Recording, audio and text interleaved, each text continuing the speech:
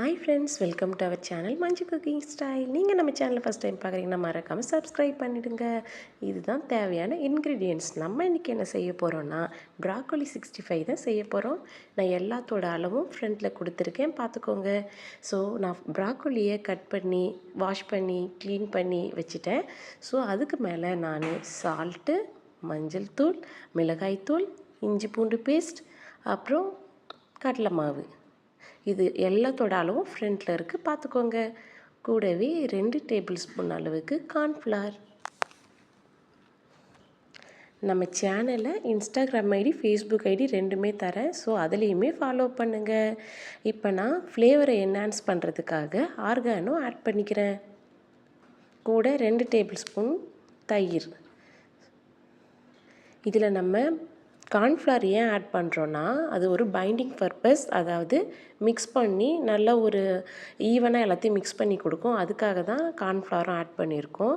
So இந்த மாதிரி நல்லா மிக்ஸ் பண்ணிவிட்டு, கூடவே நான் ஃபுட் கலர் எதுக்காகனா, நமக்கு ப்ராக்கோலி அது அவ்வளோ ஈஸியாக எல்லாருக்கும் பிடிக்காது சாப்பிட்றதுக்காக. ஸோ அது தெரியக்கூடாதுன்றதுக்காக ஃபுட் கலர் ஆட் பண்ணிக்கணும்னா நமக்கு காலிஃப்ளவர் பக்கோடா மாதிரியே இருக்கும், அதுக்காக.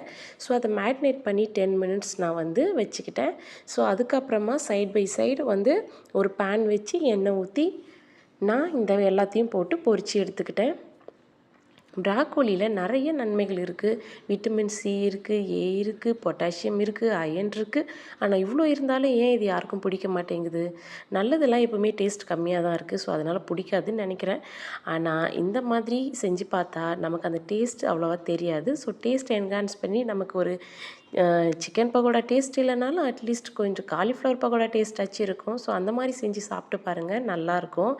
ஸோ குட்டீஸ்க்கு நம்ம சரியாக சாப்பிட்றதில்ல, நம்ம வீட்டில் இருக்க குழந்தைங்க, பெரியவங்க இவங்களுக்கெல்லாம் ஹெல்த்தியாக செய்யணும் அப்படின்னு நினச்சோன்னா என்ன செய்யலாம் அப்படின்னா, ரெகுலராக செய்கிற வெஜிடபிள்ஸே இல்லாமல் கொஞ்சம் இந்த மாதிரி வித்தியாசமாகவும் நல்ல ஹெல்த்தியாகவும் செய்யலாம். ஸோ அது நம்ம டைரெக்டாக பாயில் பண்ணி சாப்பிட்ற அளவுக்கு நமக்கு பிடிக்கலனாலும் ஜஸ்ட் இந்த மாதிரி ஏதாவது பக்கோடா மாதிரிலாம் போட்டு சாப்பிட்டா நமக்கு பிடிக்கும். ஸோ இந்த மாதிரி ட்ரை பண்ணி பாருங்கள். இது ரொம்பவே நல்லா இருந்தது. பிடிக்காதவங்க கூட சாப்பிடுவாங்க. ஸோ அதுக்காக தான் சொல்கிறேன். நல்ல வெஜிடபிள்ஸ்லாம் நம்ம இக்னோர் பண்ணக்கூடாது. அதை எப்படியாவது நம்ம ஃபுட்டில் எடுத்துக்க தான் பார்க்கணும். ஸோ அதுக்காக தான் நான் இன்றைக்கி ப்ராக்கோலி 65 செஞ்சு பார்த்தேன்.